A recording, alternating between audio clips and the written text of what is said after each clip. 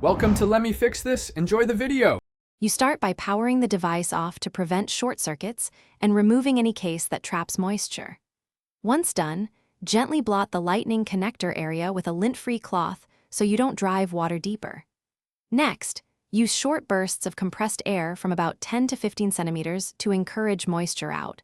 Pause between bursts to avoid condensation forming from rapid airflow. This combination reduces liquid without applying heat or poking the connector, protecting delicate pins.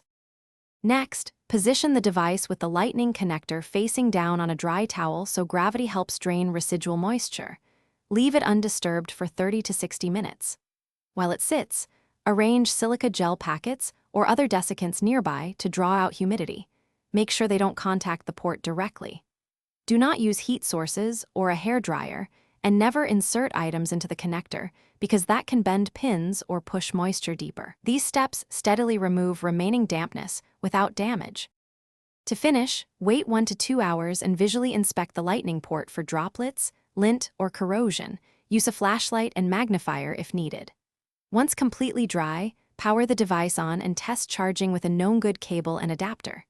If it still won't charge, gently dab a cotton swab lightly moistened with 90% or higher isopropyl alcohol to remove residue. Do not soak, and allow that to evaporate fully. If problems continue, seek professional repair to avoid further damage. Thanks for watching. If you found this helpful, don't forget to like and subscribe.